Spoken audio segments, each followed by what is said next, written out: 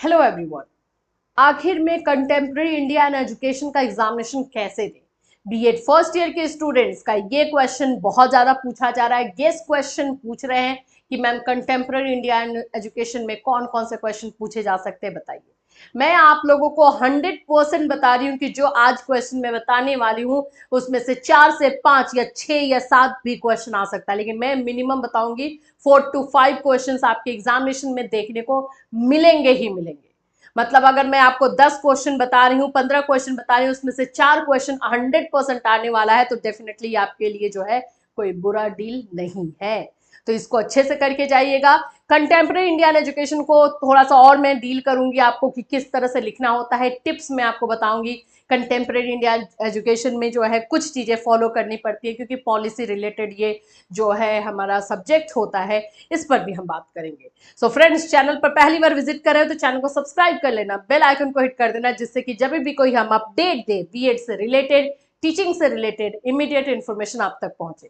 दूसरी बात, आप लोगों के लिए जो है अभी 4 बजे का हमारा क्लास जो हो रहा है वो फ्री क्लासेस चलता है B Ed first year second year के लिए, जिसमें हम लोग इंपॉर्टेंट क्वेश्चन, गेस्ट क्वेश्चन और एग्जामिनेशन में लिखने के टिप्स, यही सारी चीजें डिस्कस कर रहे हैं। तो वो क्लास भी आप अटेंड कर सकते हो, हमारे इसी चैनल पर आपको मिल जाएगा 4 बजे। ठीक है। इसके अलावा अगर आपको पेड नोट्स चाहिए, पेड बैच चाहिए, तो वो हमारे जो है ऑफिशियल ऐप जो कैटली सोनी ऐप है वहां से जाकर आप ले सकते हो। आप लोग के आपकी यूनिवर्सिटी के नोट्स, बैचेस, ये सारी चीजें वहां पर मिल जाएंगी।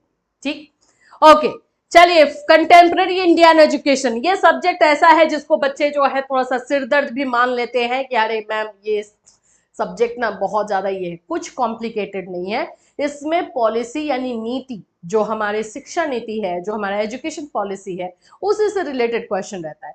तो इसको समझने में तो और इंटरेस्ट आना चाहिए कि हमें भी पता चल रहा है कि हमारे देश में जो है, हमारी कंट्री में, हमारे कॉन्स्टिट्यूशन में, संविधान में किस तरह के जो है नीतियां, किस तरह के जो है पॉलिसीज बनाए गए हैं एजुकेशन को लेकर के। तो यही क्वेश्चन रहता है। चलो, सबसे पहले कंटेम्प्रेरी इंडियन एजुकेशन में आप लोगों को जो क्वेश्चन करना होगा वो है शिक्षा अधिकार अधिनियम, जिसको हम आरटी एक्ट के अकॉर्डिंग जानते हैं, आरटी एक्ट 2009, जो कि 2009 में बना था, लेकिन इंप्लीमेंट यानी इसको लागू जो है हमारे देश में किया गया 1 अप्रैल 2010 को। तो ये 2009 वाला जो एक्ट है इसको प्लीज कर लेना। चांसेस बहुत रहते हैं, अगर 2023 का क्वेश्चन पेपर उठाओगे उसमें भी पूछा गया है, मतलब लगभग ये ज्यादातर जो है क्वेश्चन पूछा जाता है। नेक्स्ट रहेगा आपका कोठारी कमीशन। देखो, कोठारी कमीशन जो है आप लोगों का ये क्वेश्चन जो है, या फिर मुद्देलर कमीशन, ये दो में से जो है एक आप लोगों का रहता है। मतलब ये दोनों समझ लो कि भाई हैं और इनमें से कोई एक पूछा जाएगा। मुद्देलर कमीशन जानते ही हो ना, 1952 वाला, जिसको सेकेंडरी एजुकेशन कमीशन के नाम से भी जाना जाता है, माध्यमिक शिक्षा आयोग के नाम से 1952 इसको जानते हैं। कोठारी आयोग जो है 1964 के नाम से जाना जाता है, 1964 में आया था। तो या तो ये पूछेगा या तो ये पूछेगा। 2023 में जो है मुद्देलर कमीशन पूछा था, तो इस बार चांसेस रहेगा कि कोठारी कमीशन पूछे, लेकिन मैं बोलूंगी बाबू दोनों करके जाना। ठीक है, ये आप लोगों का हुआ। नेक्स्ट में आते हैं। नेक्स्ट जो है आप लोगों का जो 4 नंबर वाला क्वेश्चन रहता है ना, जिसमें नोट्स लिखने को आता है। आप लोग पूछते हो कि मैम 4 नंबर वाला क्वेश्चन अलग से बता दीजिए, कौन कौन सा आ सकता है। देखो, 4 नंबर वाले क्वेश्चन के लिए कोई अलग से सिलेबस नहीं बनाया गया है। जो आपका सिलेबस है उसी में से कोई कोई जो है 4 नंबर में पूछ लेगा। जैसे कि आप लोग यहाँ देख सकते हो, सर्व शिक्षा अभियान, यहाँ पर आपको दिखाई देगा कि वो 4 नंबर में ही पूछा गया है।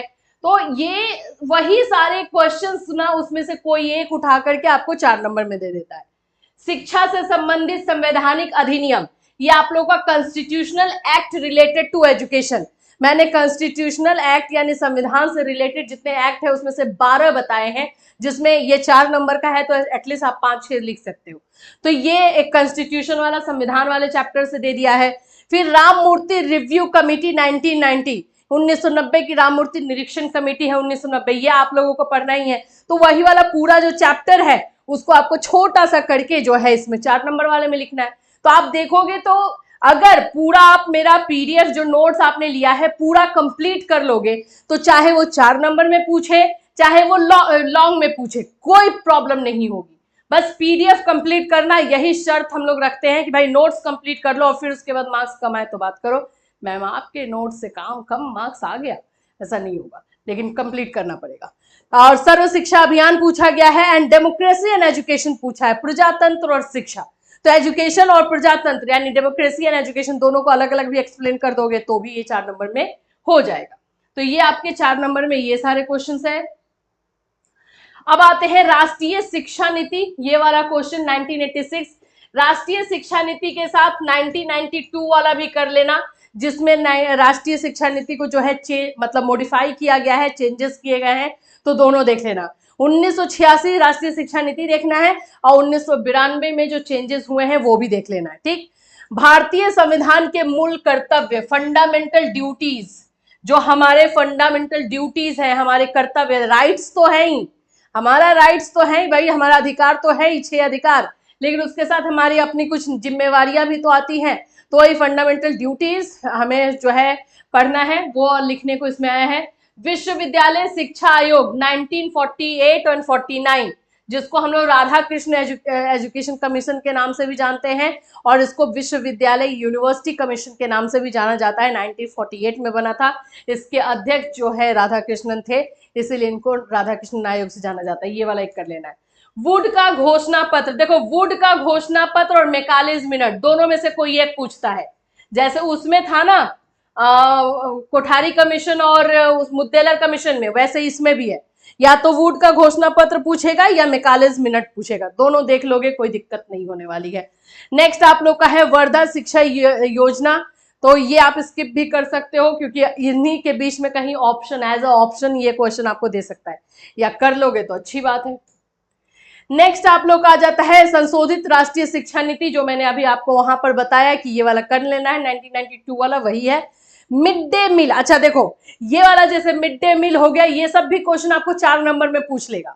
4, ये जरूरी नहीं है कि लॉन्ग में ही पूछे, ये आपको 4 नंबर में पूछ लेगा मिड डे मील, तो मिड डे मील डेफिनेटली कर लेना। सर्व शिक्षा अभियान यहाँ पे भी दिया गया है, आपने देखा 4 नंबर में पूछा हुआ है, तो इसके उद्देश्य कर्तव्य, वैश्वीकरण के उद्देश्य, ये वाला क्वेश्चन भी आपको 4 नंबर वाले में पूछ सकता है, ग्लोबलाइजेशन का ये वाला क्वेश्चन बहुत, मतलब मैं इसमें मैंने 11 क्वेश्चन आप लोगों ने देखा कि मैंने दिया हुआ है, और उसके साथ साथ कुछ और एक्स्ट्रा क्वेश्चन मैंने बताया, मतलब सब मिलाकर के लगभग 15 क्वेश्चन है, 14 to 15 क्वेश्चन है, इसमें से 4 से 5 क्वेश्चन एग्जामिनेशन में आ जाएंगे, ये मैं आपको एकदम एश्योर कर रही हूँ। तो प्लीज लास्ट मोमेंट है, ये सारे क्वेश्चन, इसमें से कोई क्वेश्चन अगर अभी तक नहीं देखा है तो एक बार पेज पलटो और देख लो, और बाकी देखा है तो बहुत ही अच्छी बात है। तो ये कंटेम्प्रेरी इंडियन एजुकेशन के इंपॉर्टेंट क्वेश्चन, गेस क्वेश्चन है, डायरेक्टली गेस किया गया है। चलिए अब इसमें बात करते हैं कि कंटेम्प्रेरी इंडियन एजुकेशन में जब भी आप आंसर लिखो तो थोड़ा सा सतर्क रहो, इसमें जितना भी आंसर हो ट्राई करो पॉइंट्स में देने के लिए, आंसर जो है पॉइंट वाइज लिखने का ट्राई करो। इसका रीजन ये है क्योंकि ये पॉलिसी से रिलेटेड है, पॉइंट काउंट इसमें थोड़ा ज्यादा होता है, पैराग्राफ वाले पे मार्क्स थोड़ा कम मिलेगा। दूसरी चीज है कि फ्लो चार्ट जरूर बनाइए इसमें, क्योंकि अब पॉलिसी से रिलेटेड वाले में ना बच्चे थोड़ा मिस्टेक इधर उधर करते ही हैं, तो फ्लो चार्ट बनाओगे तो मिस्टेक कवर हो जाएगा। तो हर एक क्वेश्चन में, लॉन्ग क्वेश्चन में, शॉर्ट में नहीं भी बनाओगे चलेगा, लेकिन फ्लो चार्ट जरूर बनाना है, ठीक है। फ्लो चार्ट के लिए मैंने आप लोगों को बताया है, या तो टेबल वाला बना लो, टेबल फ्लो चार्ट बना लो, या सर्कल फ्लो चार्ट बना लो, भाई जो दिमाग में बैठा है दोनों में से कोई भी एक आप फ्लो चार्ट बनाइए, लेकिन बनाइए जरूर, ठीक है। तो यही चीजों को फॉलो कीजिए, फिर उसके बाद मार्क्स अच्छे आए तो फिर हमारे साथ शेयर भी कीजिए, ताकि हमें भी लगे कि हाँ चलो भाई कुछ काम अच्छा हो रहा है, ठीक है। इससे रिलेटेड और कोई क्वेश्चन या कंफ्यूजन है तो फिर आप हमें मैसेज कर सकते हो हमारे व्हाट्सएप नंबर पे, या फिर इस वीडियो में कमेंट कर सकते हो। Till then take care everyone.